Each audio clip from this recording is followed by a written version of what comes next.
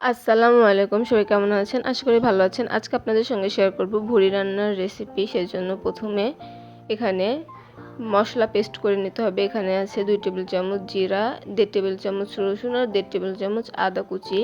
সবকিছু একসঙ্গে পেস্ট করে নেব। এখানে মশলা রেডি করে নেব। এখানে আছে পরিমাণ মতো লবণ, 3 টেবিল চামচ শুকনো মরিচের গুঁড়া, 1 টেবিল চামচ ধনিয়ার গুঁড়া, 1 টেবিল চামচ হলুদের গুঁড়া, 4 টুকরা দারচিনি, একটা কালো এলাচ, একটা সাদা এলাচ, আছে মুরগির মাংসের মশলা 2 টেবিল চামচ।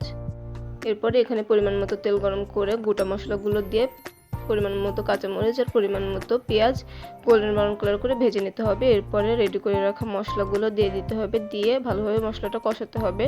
মশলা থেকে যখন তেল ছেড়ে দেবে তখন বুঝে নিতে হবে মশলাটা কষানো হয়ে গেছে। তখন আগে থেকেই কেটে ধুয়ে পরিষ্কার করে রাখা ভুঁড়ি দিয়ে দিতে হবে, দিয়ে কষাতে হবে। এখানে এক্সট্রা কোনো পানি ব্যবহার করতে হবে না, কারণ ভুঁড়ি থেকেই পানি উঠবে, সেই পানি দিয়েই কষানোটা হয়ে যাবে।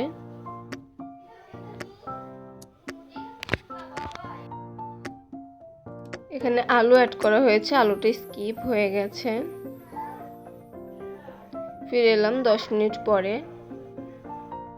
কষানো ডান। এবার পরিমাণ মতো পানি দিয়ে দিব। এখানে ফুটন্ত গরম পানিটা ইউজ করা হয়েছে, এখানে গরম পানিটাই দিতে হবে। ফিরে এলাম 10 মিনিট পরে। পর্যায়ে লবণটা চেক করে নিতে হবে। এরপরে দিতে হবে গরম মশলার গুঁড়া 1 টেবিল চামচ। ফিরে এলাম 10 মিনিট পরে। রান্না অলমোস্ট ডান।